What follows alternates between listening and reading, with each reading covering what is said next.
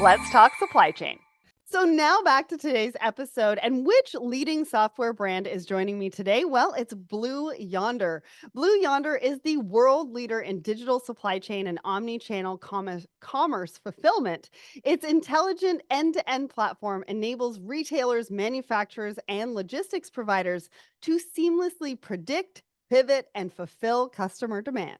So with Blue Yonder, you can make more automated, profitable business decisions that deliver greater growth and reimagined customer experience. And today, Anne Marie, Vice President of Industry Strategies at Blue Yonder, is joining me for the show. Anne Marie brings over 20 years' experience leading teams in continuous improvement and 3PL e commerce, warehousing, transportation, and shared services. And she brings her passion for delivering results for her clients through technology solutions and innovation to her role at Blue Yonder. So today we're going to be talking all about Blue Yonder, what they do, using technology to help brands solve some of the industry's biggest labor challenges, empowering teams and organizations to fulfill their potential, and how they're creating the supply chains of the future. So welcome to the show, Anne Marie. Hi, thank you, Sarah, for having me. That was a very robust introduction. Great to be here. I am so excited to have you here. I mean, Blue Yonder is a real powerhouse. I mean, you're a leader in all three Gartner supply chain magic quadrants. You have customers across the world, including 18 of the Gartner supply chain top 25, and you've won so many awards. I wouldn't even have time to read them all out. Plus, Blue Yonder has a very special place in my heart because they were actually, before when they were JDA, were the first ones to actually hire me for their conference. And we've got some video that we might sneak into our calendar, our social media calendar moving forward. So stay tuned for that. But I think that we have so much to share, so much insight to talk about today. So I'm excited to get started. So why don't we start with a bit of an introduction? Who is Blue Yonder? What do you do? How do you help your customers? Sure. And great to hear you got your start at Blue Yonder.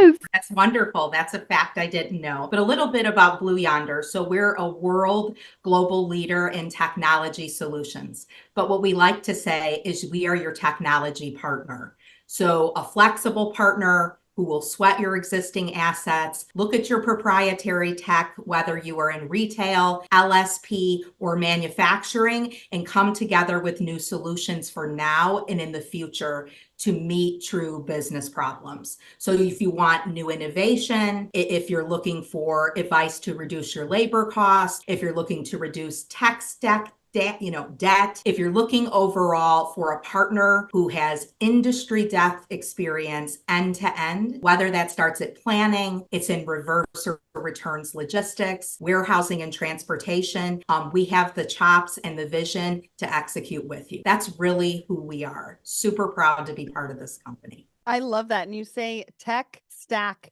debt. It's something that I've been talking to a lot of people about because I feel like everybody's been looking at different technologies and adding it in and adding it in and adding it in. And to me, as a visual person, I'm like, there's this Jenga stack that is like leaning, and everybody needs to reorganize it and figure out what that debt is. So I'm glad that you brought that up. So you're trusted by over 3,000 global brands, including some impressive household names like PepsiCo, Microsoft. So do you actually have an ideal customer, and what does that look like? Sure. Great question. As I mentioned earlier in the first question, we go to market with retail, manufacturing, and logistics service providers. But if I take it a step further, really folks are looking for a few different things. Number one, innovation and differentiation. They are looking in this volatile market to reduce their labor costs. Costs will continue to go up, whether that is looking at, GDP to labor ratio, or really just having the skilled available labor to want to do the jobs. And then the third thing we really look at is a technology partner. Are they open? Are we open? Are we a good fit together? Can we solve problems? We bear our wounds on both sides. We talk about mistakes that may have happened in the past in implementation. So call outs and best practices are shared. And we really have a common vision of what you're looking to do in the market. Are you looking to grow? Are you looking to be number one on a sustainability list? Are you looking to reduce labor costs, as I mentioned? So really having a common footing, we call it a composable journey, that we're aligned on those values and indicators. It's been a great process, and some of those insights were shared at ICON 2024. Awesome. So is there small companies, medium companies, enterprise companies, or is it them all? I would say our target companies typically come from what's known as tier one, tier two. So think 500 million and above, $1 billion and above. It's a little bit different of the go-to-market by industry. But then we also have folks that could have freight under management for 25 million when we get to transportation, that are looking for just some what I'll call microservices or pockets of innovation on their TMS to help them. And we do have solutions also for them. But a customer is usually in that 500 million to $1 billion tier. Yeah. That is an adjustment for Blue Yonder in terms of opportunistic clients. So we see more and more of those folks from the TMS, and I'll call the mid-market warehouse or fulfillment space, coming to us to get some coaching and guidance to level the playing field, to be frank. Oh yeah, level the playing field. I love to hear that. And you also said compare wounds.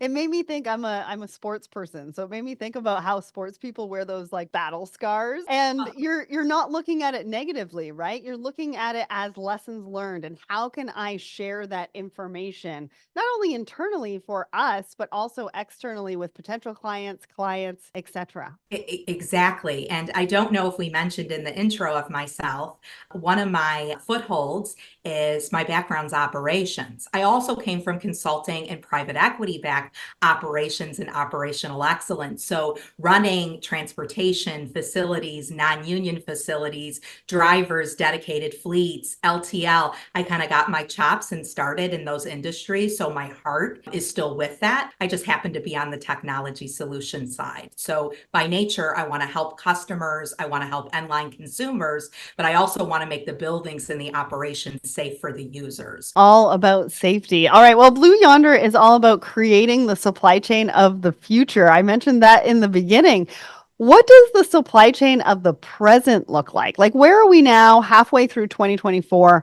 What are the challenges? What are your customers thinking about right now? Yeah, so 2024 has been a slow recovery. So when you look at transportation, and specifically I'll talk about North America, post-event, and we won't mention that event, there was a lot of excess transportation capacity. You take that with the volume, whether that's in retail or certain manufacturing sectors right now in the industry, volume is down. We have a lot of healthy competition. Shippers were smart, and they locked in rates for the next 3 years about a year ago. So people are looking to increase utilization with what they have, whether that's on the logistics service provider, the distributor, the shipper size. Let's use what we have. How do you do that? How do I get on a platform? So what's happening now is labor and cost, opposed to scale for growth, is driving most of the portfolio. They're being smart. They want to know what I can deliver to our board or my shareholders in the next 90 days if I'm going to take this step for this investment. But also, when this comes to, what do I do next? If there's going to be more competition in the transportation market at all modes and it's changing, how do I diversify my portfolio? You look at the large global LSPs, they're in every subvertical, every sector, whether that's inventory management, planning, execution, tying P&Ls, transportation, warehousing. Others may say, hey, I started in parcel. I have, a small fleet, dedicated fleet. I need to do something different. I want to specialize. What do you recommend based on what you see with your analytics? So you can see how it's a little different, but cost and expense, and really how to automate, not just robotics, but decisioning, help me. So in theory, we can keep the lights on until the market corrects itself. Well, and also being that hub of data, the trusted data that people can come to and say, hey, this is the challenge that I'm having. How can you help me through the data that you have and the insights that you have on trends in the industry to help me figure that out. I love that because that's such a great support. And so you're helping your customers to tackle those challenges with kind of a range of innovative solutions from supply chain planning to omni-channel commerce. But today we're going to take, I think, a little bit of a closer look at your execution solutions. And let's start with transportation management because with increasing complexity, increasing costs, like you mentioned, and really an increasingly demanding consumer, I might be one of those, is a tough a tough area right now. So tell us about your solution, the challenges that it's helping customers to overcome, and how you're helping those customers to transform their transportation operations. A few things high level. So transportation in Blue Yonder in the past, many years ago, think JDA, and I also use the I2 products, Mhm. was known for dedicated fleet. I'll call it managed transportation, full truckload over the road. But we really have been heavy in parcel and in LTL and small package and all these other niche sub verticals of trans for years. But at a high level, how I found Blue Yonder I2 products was as a kid working in solutions and engineering, responding to RFPs in a Mm. 3PL job. So a few things. Transportation optimization, number one. To your point, do I optimize shipments? Do I optimize orders? How can I look at mode shifts or even just reduce my package costs? So really simply analytics, insight, how do we take some money out of the system immediately? But then there's another part of this. Then they're saying, hey, I also have fulfillment centers or microservices or DCs. Some of them are my own DCs, some are partners. How can I go ahead and make sure the decisioning that I'm picking the right origin and inventory for those products is right and orchestrated? So Mm. that's called decisioning. Then the standards we know of routing and scheduling. How do I sync that with dock doors and other drivers, union, non-union? Package trucks, people who also do just contracting and drive for, think the blue van or the white van or the yellow van and start a fleet. Those folks are all connected. Subcontractors in the space, how do I orchestrate that to where you can drop off and pick up and really reduce those miles, those wastes, improve sustainability? So high level from a transportation sector I just gave you, and I started in trans. We have the full end-to-end covered and also the reverse logistics. Back in the day, one of my big customers, which is a top global manufacturer today, we used to manage all their transportation and we used to call it sailing schedules. So a really simple example to give you, Okay. Sarah, is, hey, I need to reduce 5% out of my transportation costs immediately. Here are the schedules to the stores or the deliveries or the other DCs that we have been doing for 30 years, twice a week. I need to change something and take some money out. So you run some different models, if you will, optimization and some other modeling strategies we have to say, what does this look like in the impact to cost? What's some other options? And you can share those with your client, or are we just going to go ahead and make this change to reduce our bottom line? So you can see very standard, but very creative based on your book of business. Yeah. That's what the do and how we help our customers. I like the creativity, but when you were going through that long list of everything that was covered, I was like, wow, there are so many different things, so many moving parts, so many people that need to be connected, things and people, and all sorts of things happening. And it's really a good insight into what supply chain really is, right? Because there's so many different moving pieces, and you're only talking about one area, one section of supply chain, which is crazy. And no wonder some people are, completely overwhelmed by it, right? And you can start small, basic. You can look at your current footprint and get a baseline of your costs and Mhm. your current KPIs and SLAs. And you can look at, okay, really simple. What are my costs by utilizing my assets? Are Yeah. they sitting, and really start there if you've never looked at your portfolio. And we look at your level of maturity. I don't know if I mentioned this in the beginning when we go on a journey with you. We'll look at, are you an immature organization? And when I say that from a technology standpoint, using analytics, decisioning, no judgment. Let's talk about what you want to be and do and what you need to solve this year and what's your 2 to 3 to 5 year plan. And then we have other organizations that come to us, whether that's through RFP or searching us out, that may be what I call, a maturity 3 or 4. That's when you get into more 4PL, 5PL models to say, hey, we've built 6 of these self-proprietary technologies. Let's talk about your platform. Here's our patents. Here's Blue Yonder's. We start going in the data, linking together to say, hey, we see you're doing these 10 things are great. Have you thought about these other 75? Oh, what haven't you thought about today? Exactly. So Blue Yonder, as I mentioned, I think we have about 425 patents. We have an additional 80 that are pending. So we Wow. are really in this for the long run and excited that Panasonic invested in us and the innovation. But you can see how that innovation and lighthouse, and really when you want to go into different sub verticals, is different for each type of operation and value drivers. So we Mhm. work, and that's why we hire industry experts in pre-sales and as well as the industry field. Well, and also the fact that there is no judgment. You're walking into a safe zone when you go and talk to the team at Blue Yonder, which, I'm all about safe spaces and judgment-free zones. And so I really like that you said that.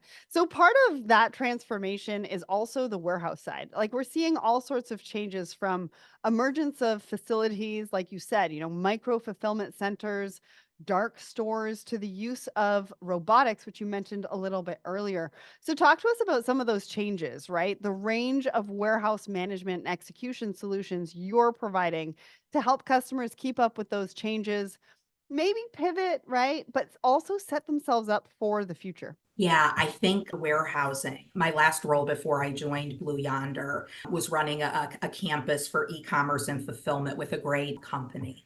And I have seen the most change in this space. So you can look at it from a few different lenses. We see heavy automation cost investment, but we see the labor costs driving the automation. As I mentioned, you're looking at 4 to 6% in pockets of different zip codes across global economies for increases.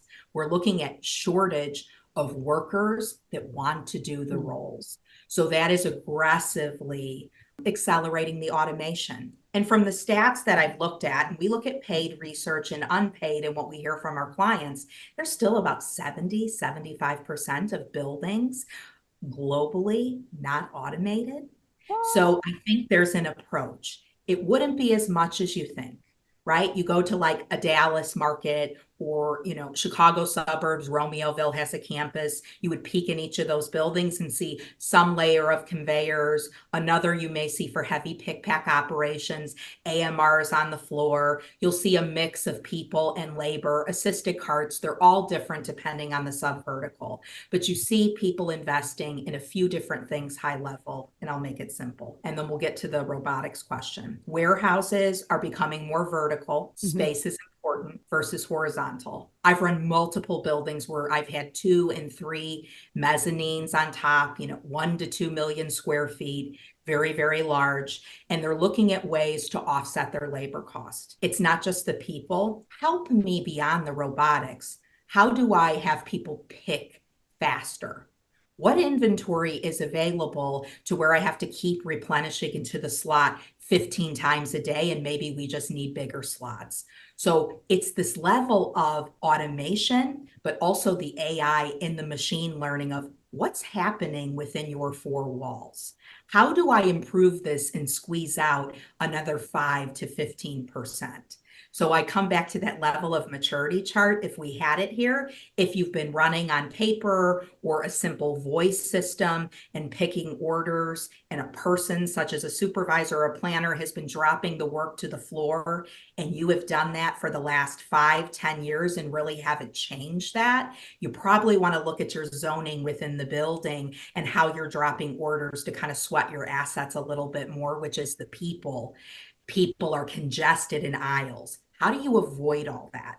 When you start a shift in a DC, the time starts by the number of people in the building. Every second is money. So you're looking at SLAs. Do I pick the customer's orders on time? But it's also how much time are people actively working versus indirect time, to where we have breaks and lunches. We understand how much time goes to training, but how much are people just navigating off the clock, but it's still time that you pay on your payroll. So really simple, making that tighter. You can do that with robotics, or you can do that with technology and orchestration within your four walls. So that's the first thing they'll come to us with. The second thing traditionally is they'll say, hey, I haven't looked at my slotting less twice a year. Am I optimal with all these new customers coming in and out where I have the picks in the inventory arranged in my building? Is there a better way by zone to set this up autonomously as we learn through the data? And I've done this exercise known as ABCs, and on the fly, monthly, quarterly, I used to do the job. That's also a product that we have to where we're looking at machine learning and AI with analytics to make some suggestions. That squeezes time and labor cost out. So you can see really simply as you go through the maturity, it depends on where you're at in the warehouse space. Most are not going to shake an eye at, 5 to 25% labor savings on the floor. How do we do this and why? And then we get into some more sophisticated, I'll call purview with what the supervisors and wave planners are doing to improve then your KPIs and your SLAs for your internal P&L and also your clients. That's what the process looks like. So you're getting me so excited about warehousing. I'm almost thinking that I need to go and get a job in warehousing. And while you're talking about this and what it looks like, I'm sort of like, thinking about, and I also go back to this. I had somebody in my Woman in Supply Chain series probably like 3 years ago. She just got started in supply chain and she loves interior design and she thinks about warehousing like interior design.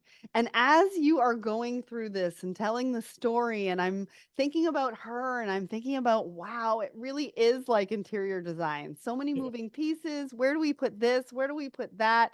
How does it look and feel the best, not only for, the bottom line, the supervisors, the managers, but also the people who are doing the work. And I just love the picture that you painted because it made me think about her. And then it got me so excited about what it would mean to be back in warehousing and how to think about it and what options are available now. I mean, think about it. I was in warehousing back in, I don't even know, 2014, 2013, like there wasn't many warehouses. You say 75%. I think back then there was probably 95%.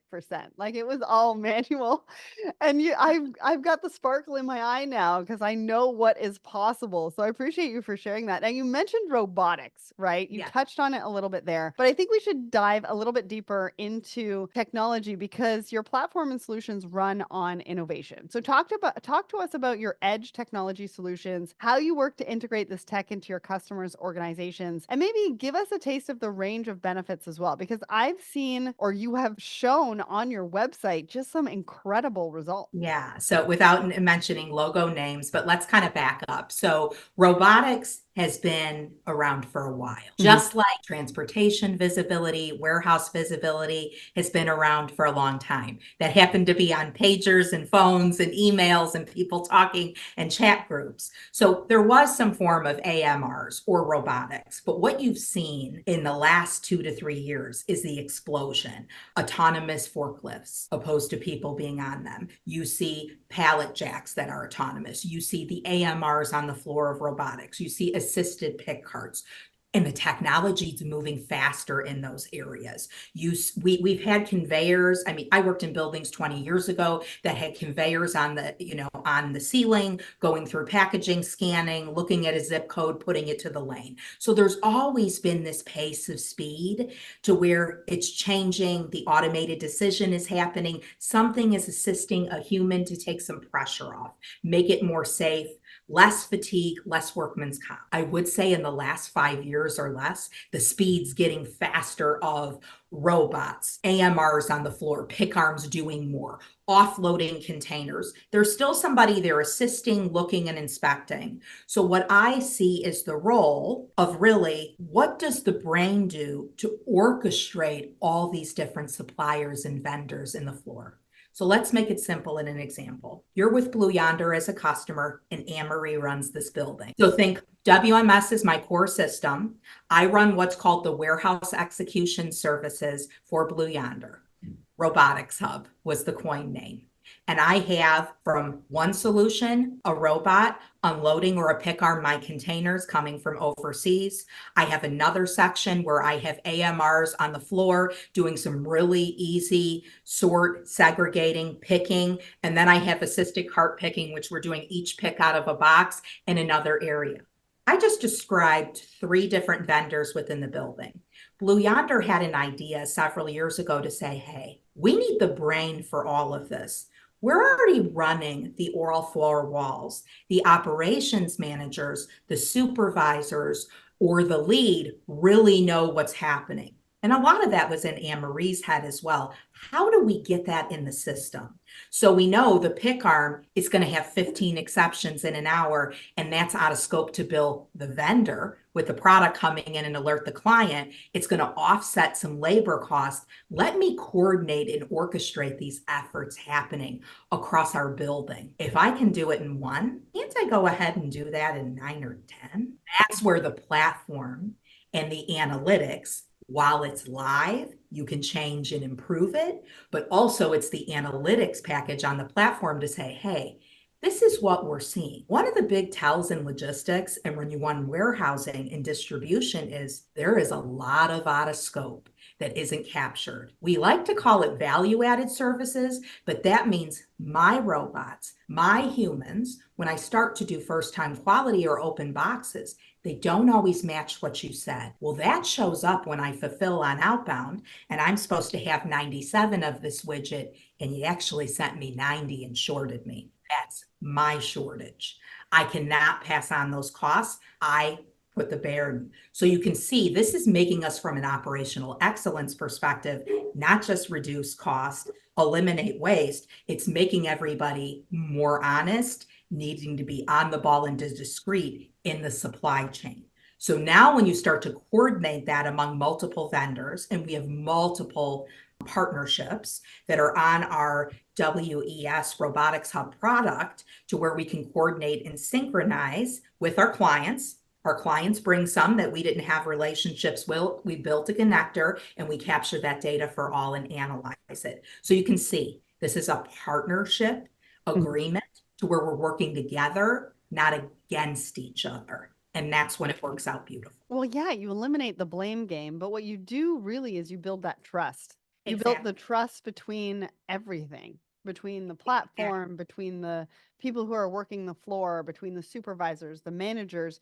You said that you're keeping them honest, but really at the end of the day, you're building that trust, which is what everybody needs, right? Everybody doesn't want to have to question that. They want to go and just know that they can trust it. It's when we start questioning things is when we start running into problems. And traditionally in especially logistics, the blame game, which nobody wants because it creates toxic environments, right? It creates resentment.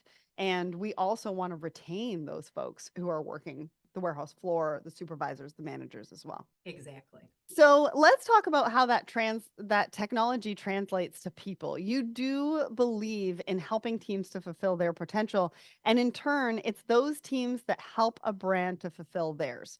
So how are you helping your customers with labor management, helping them to find the balance of people and technology and achieve employee engagement as well as peak operational performance? Yeah. So at a high level, and I'll give an example that is great and I really resonate with, is you think from a driver perspective, as I noticed, you have drivers that are full-time, you have some that are contractors, whether they're union or non-union, all different types of spaces. Over the road, dray men, dray women, LTL, I mean, you name it, we handle all those modes. Imagine thinking you have work Monday, Wednesday, Thursday, Sunday, and you plan your weekend and your time with your family. And then the last minute, we have to work Saturday. Okay, that's fine. You think you're going to go into overtime, and then Sunday it's called off and your whole weekend is unplanned. And it's not fair. It happens. We're all business people. I've also had to have these difficult discussions as a GM and when I was an operator and a supervisor in all the roles. But the point is, just being able to be an employer of choice, whether they're full-time, they're part-time, they're temporary, they're interns, they're still people and they have lives. So being able to go into that decisioning with machine learning and the AI and study the customer patterns, the employee patterns, and give a choice and a solution of when they want to sign up for work instead of a paper, a text message. I told Anne Marie in the office, oh, I forgot, my daughter's sick, this happens. Being able to take that and just harness and predict your employees' schedules in a better way for business and let people plan their life, you'll have a little bit more respect of the employee Yeah. because you're listening. That is a really simple example. It's called workforce management. Well, and so the last question you talked about trust. In this question, you're talking about respect. And really, at the end of the day, that's what we're looking for from our leaders. And if the leaders can be supported and empowered by their technology providers to help with that trust, help with that respect, it will then give the empathy that is needed from a leadership development standpoint because they'll have more time to be able to do that, to be able to listen, right? Right. So there's another way. So we're already live working on the floor, and we all know we have a certain amount of expedites that need to go out today. And then we have certain B2B customers or shippers to where if we don't get it out by a certain time, we get what's called penalties, whether that's we didn't select the right box, the right case size, but it's also on time performance that it's available to ship. What the technology allows you to do is put that configuration and orchestration to where you rate what's a priority and take a little bit of pressure off the supervisor and the planner to where, wow, I didn't take a lunch. Is somebody ordering lunch for me? Hold on. Can someone cover my desk? And you miss the insert on the floor to expedite those orders. So instead of spending 5 more times the labor you needed to pick something in an hour, the system's orchestrating and seeing that visibility according to your SLAs and when the order needs to be in to meet the outbound 3 o'clock break. I love that. Operations people are very good. I've done these jobs as well. You have to be very multitask oriented, but you miss it sometimes. And those costs show up in the business.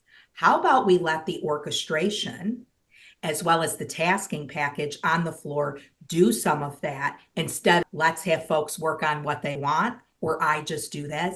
Do you see how this is coming together, squeezing it in a different way? People should be able to come to work, do what's expected, hit their KPIs, see the visuals, and make the customers happy. So when the package truck comes in or that load is there that X carrier needs to pick up, we had it ready at 2:55 with the paperwork. The tracking numbers are in the system and it gets dropped on the yard. And now we have cameras on the yard that can see, here's the trailer number, here's the seal. You let us know. There is no, the warehouse didn't have it ready. Right. You avoid those 19 phone calls that I used to get on a Friday. 19 phone calls. And it probably happened at like 4:55 on Friday before you were going to go all the go time. for the weekend.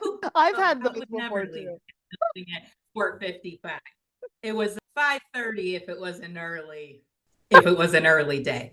I loved it. I wouldn't change anything. It made me who I was. And I had a big responsibility for people, but also customers and making them successful. So now we're at the case study part. I know you've given us some examples throughout this conversation, but I want to get a bigger picture. So give us an example or paint us a picture of when a customer came to you. What was the challenge they were having? What was the solution that you provided? And what was the ROI and benefit that they saw?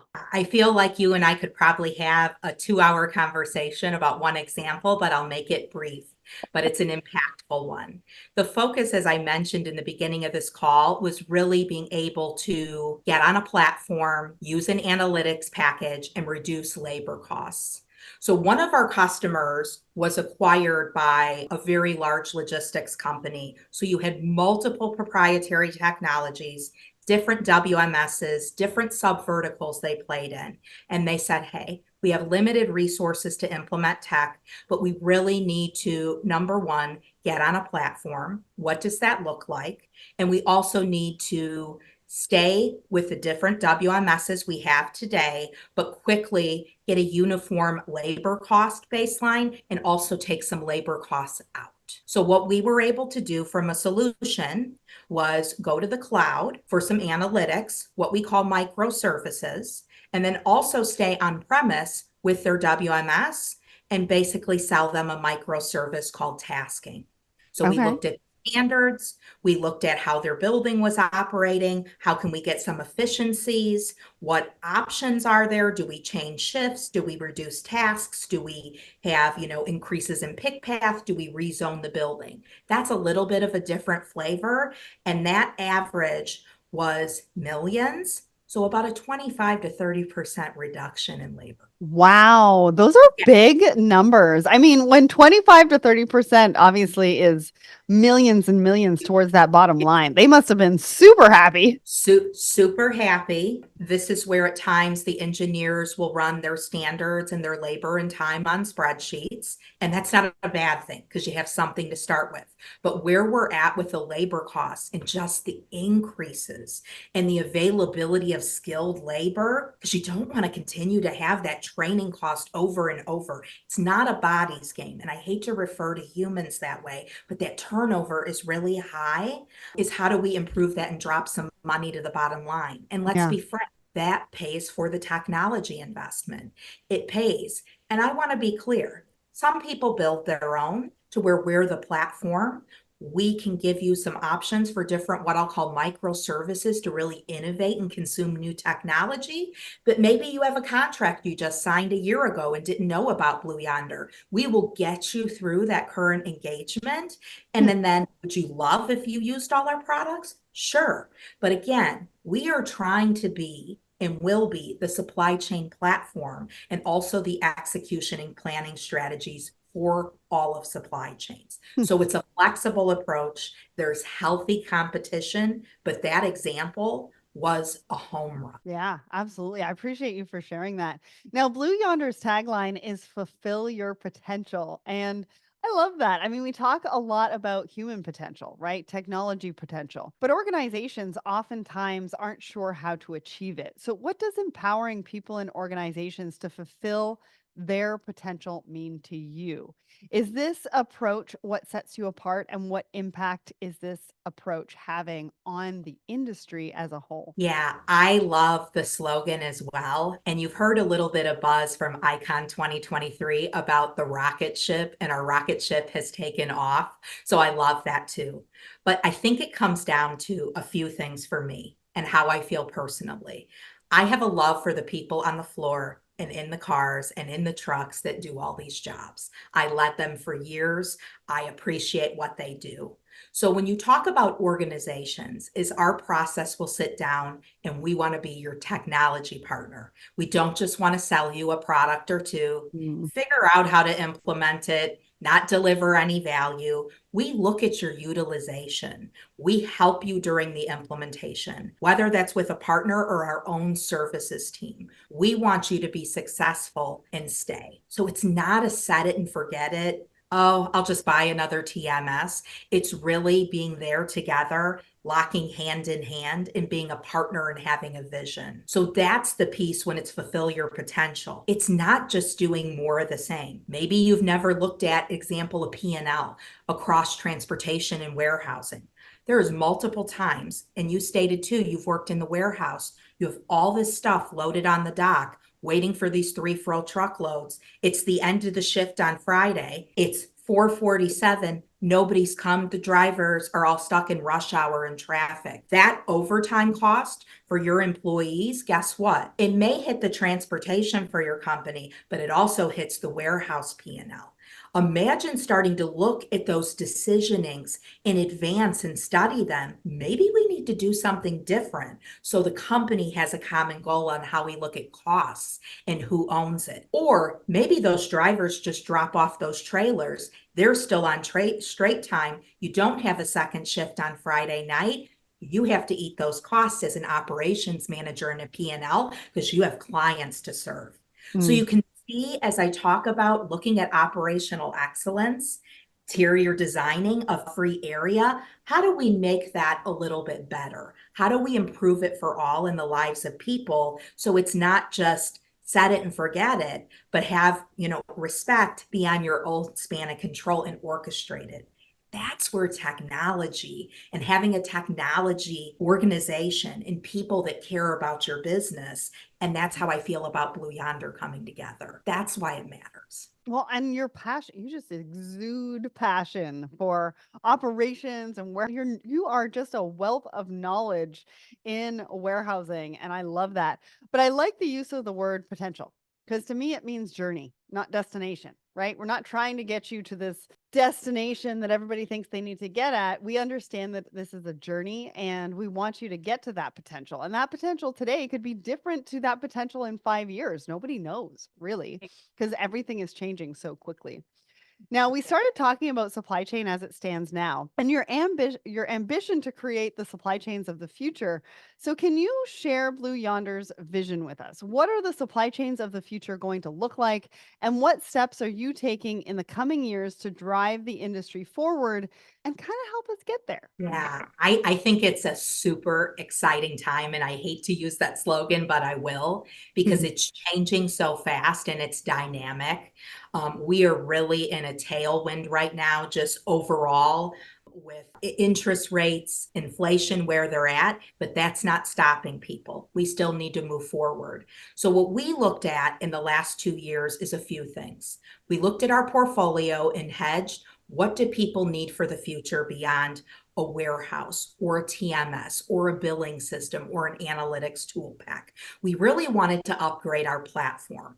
So we broke down our product teams. We looked at innovations that the market for retail, industry, distribution, and logistics service providers would need.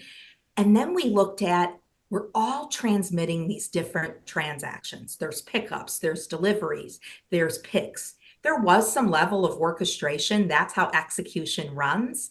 But on a platform, is we knew we had to acquire some companies as well. I'm all for build, but I'm also for buy based on technology speed. Us as a software company have done the same with Panasonic's investment in us. So we have a pending acquisition with one. We have a platform today to where connecting all of those events, if you will, alerts, picks, people's time cards, all that data and information to orchestrate it in a better way will be connected. We will all start to work collaboratively when you think about the cloud, suppliers, carriers dropping off and picking up. You don't really need hundreds of sources of data. If you have a CAM and data lake and you have a cloud, which is why we invested in Snowflake, and we've written on top of that cloud our sophisticated supply chain platform solutions, we have been able to hook in those microservices of innovation to where you're a carrier in a mid-tier North America Southeast. You have all these proprietary technologies, but I need to know where to get the loads to improve my innovation. And I just have relationships with these 50 shippers in these 10 DCs. Well, what about if I could give you an option to connect in to that ecosystem globally to where your deliveries, your appointments, those available loads are on one single source of truth and data and execution platform. So that's the next vision. It's not just the products and solutions, I'll say, in the areas, it's connecting that. And it's not just visibility, it's decisioning. It's orchestration, it's the inventory to where we're all working collaboratively. It's very similar to what they've done in the banking and some other systems. So that's the ecosystem you're going to start to see in a shared model. Your own data will be discrete and protected, but why are we all updating multiple people at the same time? Doesn't make a lot of sense. So it's that single source and truth. So that's what you're going to see as the vision carries on. And again, we'll still have exceptions, but then you'll start to have the machine learning and the AI starting to look at those different P&Ls, as I've said, different route and traffic patterns, making suggestions intraday to change. Well, I was the person that used to do some of the suggestions intraday. So it's getting that in a more holistic, analytics approach to where some of that can automatically happen instead of missing that opportunity to serve your customer or sell more. So you can see that operational excellence really coming in end to end. So as time goes on, we'll see more automation. We'll see more what I call automated decisioning. We have a lot of sitting inventory all over. Sharpen that up and really start to connect people and businesses and drivers throughout this whole system.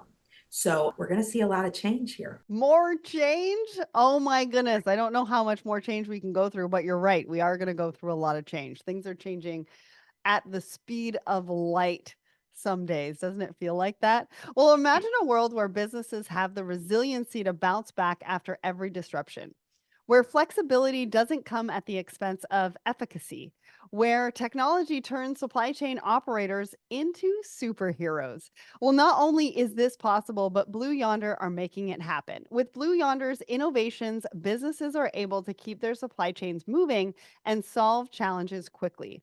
They're faster to respond, more resilient, engaged, and competitive, and can deliver greater value than ever before. And that is great news for supply chain. If you want to find out more about them, make sure to head over to blueyonder.com.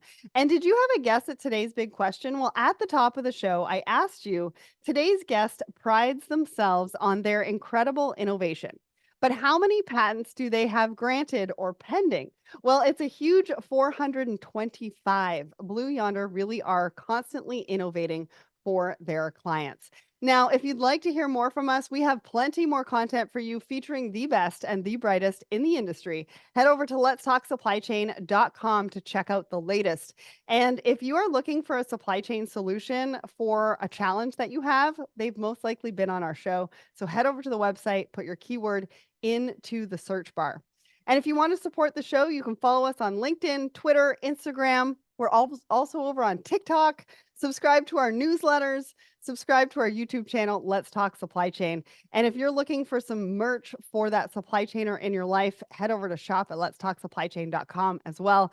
Plus, if you're looking for a community to join with like-minded professionals, head over to secretsocietyofsupplychain.com. Anne Marie, it was amazing to have you on the show today as our guest and really paint us a picture, give us what the future of supply chain looks like. So I appreciate the team over at Blue Yonder for making this happen. And Anne Marie, thank you so much for joining me today. I appreciate it. We appreciate what you do as well. Thank you so much. My pleasure.